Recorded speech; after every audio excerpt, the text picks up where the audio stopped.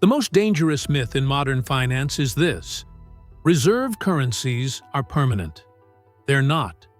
This is not a warning about a market crash. It's a warning about the money itself.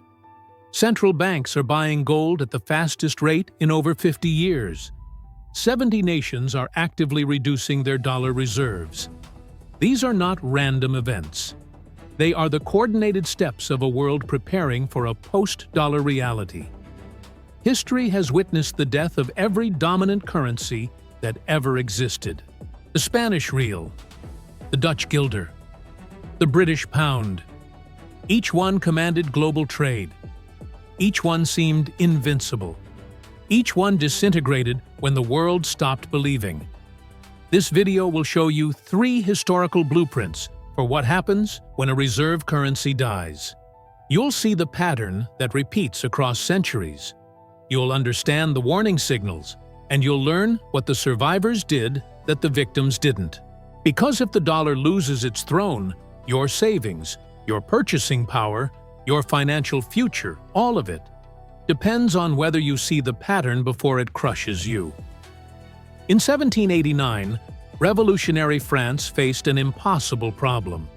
The monarchy had burned through the treasury funding wars, the state was bankrupt, the people were starving, and there was no gold left to mint real money. So the new government created a solution that seemed brilliant: the assignat, a paper currency backed not by gold or silver, but by the full faith of the revolutionary government and the value of vast church lands they had seized.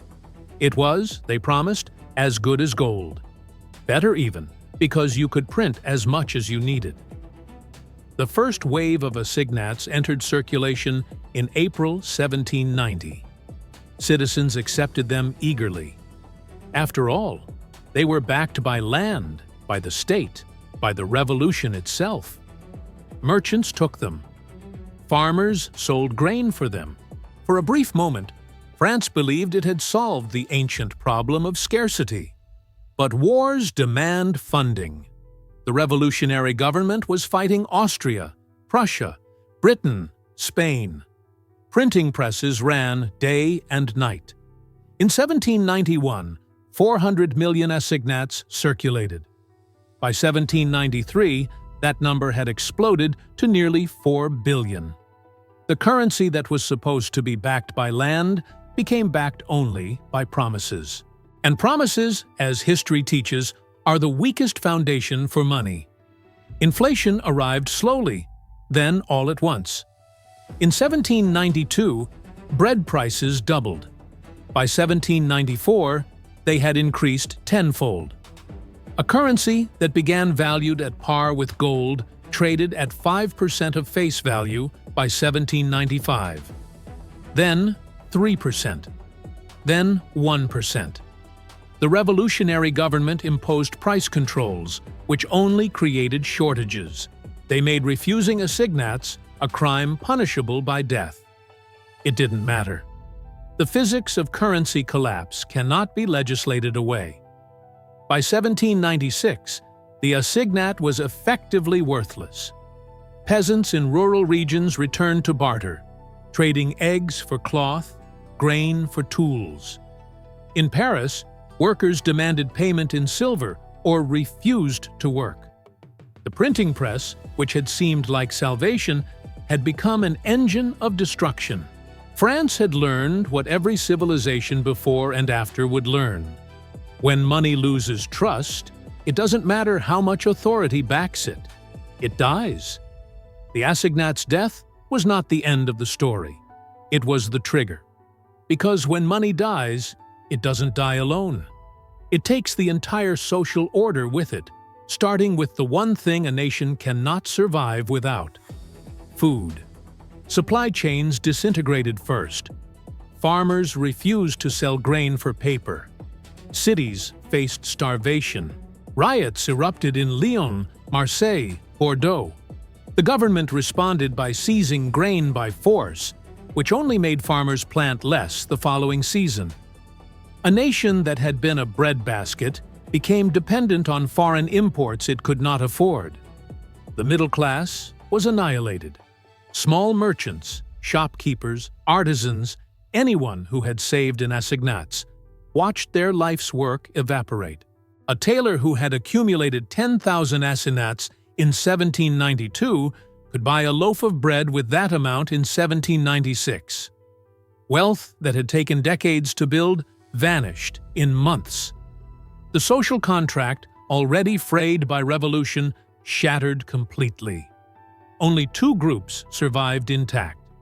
The first were those who had converted assignats into tangible assets early. Land, gold, silver, livestock, grain stores. They understood that paper backed by nothing would eventually be worth nothing. The second group were the debtors. If you owed 1,000 assignats in 1791 and paid it back in 1796, you effectively paid back nothing. Inflation is the cruelest tax on savers and the greatest gift to borrowers. By 1797, France abandoned paper currency entirely and returned to a metallic standard under the new franc de Germinal. But the damage was done.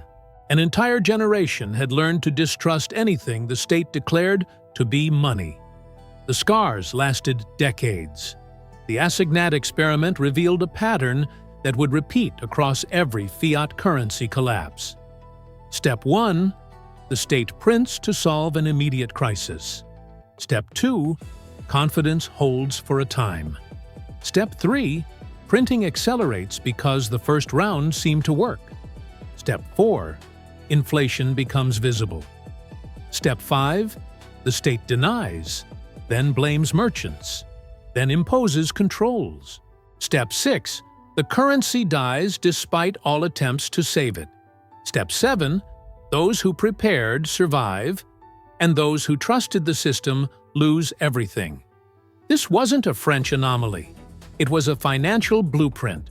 The assignat died 2 centuries ago, but the pattern it revealed operates today on a scale revolutionary France could never have imagined. Because the modern dollar does not collapse in a single nation. It is the reserve currency of the world. Its death would not be a national event. It would be a global cataclysm. Consider the mechanics. 70% of global trade is invoiced in dollars. Central banks hold 60% of their reserves in dollar-denominated assets. Oil, gold, copper, wheat, every major commodity is priced in dollars. Nations that hate each other still use dollars to settle accounts because it is the only currency everyone accepts. This system, built after Bretton Woods in 1945, granted the United States what French Finance Minister Valéry Giscard d'Estaing called exorbitant privilege, the ability to print the world's money. But exorbitant privilege comes with exorbitant risk. The United States has printed trillions since 2008. The national debt exceeds $34 trillion, a figure so vast that if you paid back $1 million every single day, it would take you nearly 100,000 years to clear it. The Federal Reserve's balance sheet exploded from $800 billion in 2007 to nearly $9 trillion at its peak. And the world has noticed. Russia and China are settling trade in yuan and rubles. India is buying Russian oil in rupees. Saudi Arabia is accepting yuan for oil sales. Brazil is pushing for a BRICS currency. These are not symbolic gestures. These are acts of economic survival by nations that see a ship taking on water and are building lifeboats. The pattern is unmistakable. When a reserve currency loses trust, the collapse is not instantaneous. It is a slow bleed that accelerates without warning. The assignat held value for 3 years before the final spiral. The British pound remained dominant until 1944, but the erosion began in 1918 after World War I drained Britain's gold reserves. Trust is the only true backing of currency, and trust, once broken, does not return. The modern question is not if the dollar will lose reserve status. The question is what happens when it does. And history has already shown us the answer. written in the ashes of every empire that believed its money was permanent. When a reserve currency dies, there are always two groups: those who saw the warning and acted, and those who believed the system would save them. In revolutionary France, the survivors were not the ones who followed the rules. They were the ones who understood them. They were landowners who traded paper for property, goldsmiths who stockpiled real silver, and farmers who held back their grain.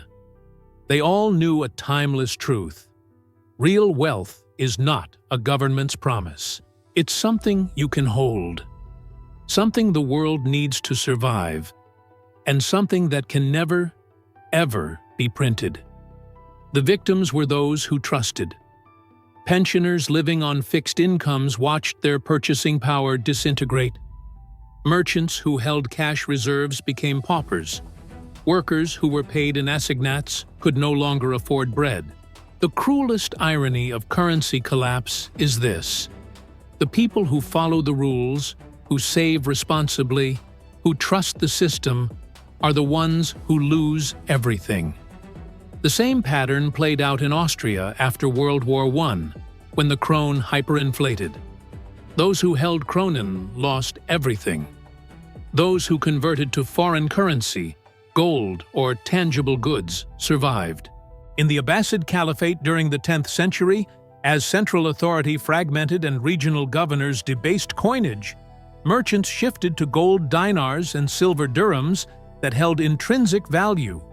They stopped trusting state-issued tokens and returned to money that could not be counterfeited by decree. The lesson across centuries is identical. Preservation begins with autonomy. When currency collapses, those who control their own assets, who hold wealth in forms that exist outside the system, are the ones who endure. Those who depend entirely on the system's promises are the ones who drown when the ship sinks. If the dollar loses reserve status, the consequences will be immediate and brutal. Import prices will skyrocket. Inflation will accelerate beyond control. Savings denominated in dollars will lose purchasing power at terrifying speed. And the government will do what every government does: deny the crisis, blame external enemies, impose capital controls, and attempt to prevent citizens from protecting themselves. The survivors will be those who prepared before the storm. The victims will be those who waited for permission to act. History is not a script, but the financial physics are always the same. The dollar is not immortal. No currency in history has survived forever. The Spanish real dominated for 3 centuries, then vanished. The British pound ruled for 200 years, then collapsed. Each one seemed permanent. Each one died when the world stopped believing. Today, the warning signals are visible to anyone willing to look. Nations are reducing dollar reserves.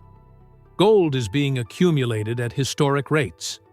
Alternative payment systems are being built. The ship is taking on water, and other passengers are quietly moving toward the lifeboats. The pattern we've traced through revolutionary France, through Austria, through the Abbasid Caliphate, is not ancient history.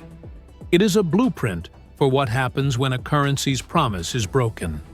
The assignat did not collapse because France ran out of paper. It evaporated because people stopped believing the paper had value. The dollar will not collapse because America runs out of ink. It will collapse when the world stops accepting it as payment. History teaches one law: when a currency's promise is broken, people forge a new one. Sometimes in gold, sometimes in silver, sometimes in assets that no government can seize or debase. The principle remains constant. True wealth begins with control, not custody granted by institutions that can revoke it at will. The question is not whether the pattern will repeat. The question is whether you will be among those who see it coming or among those who trust the system until it's too late. History doesn't repeat, but if you ignore it, it will crush you all the same. If this analysis opened your perspective, subscribe to the Financial Archive to decode other patterns. The answers are in the past. The choice is yours to make now.